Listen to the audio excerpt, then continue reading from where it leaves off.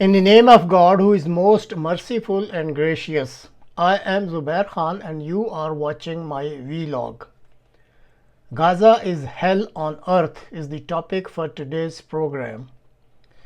God Almighty, who is the creator of this universe, made our planet a peaceful and comfortable living place for the human beings. At the same time, God Almighty gave freedom to human beings to become either peace-loving creature or to become a destroyer for the peace of this earth. Forgetting what all happened in the past, it is very unfortunate to observe that in our era of extreme development, some rulers of this planet have become determined to destroy the peace on this earth. Currently, some places are actually witnessing real hell on this earth. Gaza is one of such examples. Dr. Mark, who is an American orthopedic surgeon and also the Vice President of International College of Surgeons, he volunteered to visit Gaza. What all he experienced over there, you can listen from him directly. He was talking to the CBS News and part of his conversation is presented here with lot of thanks to CBS News. Are you in Gaza? End of April for the first couple weeks of May. Dr. Mark Perlmutter, an orthopedic surgeon from North Carolina and vice president of the International College of Surgeons, volunteered in Gaza. So, of all the disaster zones you've seen, how does Gaza compare? All of the disasters I've seen combined, 40 mission trips, 30 years, ground zero, earthquakes, all of that combined doesn't equal the level of carnage that I saw against civilians in just my first week in Gaza. And when you say civilians, is it mostly children?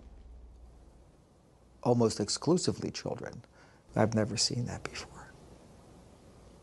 Never seen that. I've seen more incinerated children than I've ever seen in my entire life combined. I've seen more shredded children in just the first week. Shredded? Shredded. What do you mean? Missing body parts, being crushed by buildings, the greatest majority, or bomb explosions, the next greatest majority. We've taken shrapnel as big as my thumb out of 8-year-olds, and then there's sniper bullets. I have children that were shot twice. Wait, you're saying that children in Gaza are being shot by snipers? Definitively. I have 2 children that I have photographs of that were shot so perfectly in the chest I couldn't put my stethoscope over their heart more accurately, and directly on the side of the head in the same child. No toddler gets shot twice by mistake by the world's best sniper, and they're dead center shots. In fact, more than 20 doctors recently in Gaza also told about gunshot wounds to children. One American doctor told us he even reviewed CT scans to confirm what he saw because he, quote, didn't believe that this many children could be admitted to a single hospital with gunshot wounds to the head. Some shootings have been captured on video. The Israel Defense Forces declined our requests for an on-camera interview. But in an email, a spokesperson told the IDF has never and will never deliberately target children, adding, quote, remaining in an active combat zone has inherent risks. And the IDF stressed that it calls for the evacuation of civilians from combat zones. The UN reports that to date, more than 80% of Gaza's population has been displaced, and the majority of its buildings destroyed. A reality which has taken its own toll on the well-being of children. What about the emotional wounds? How can you measure that? I can't measure my own.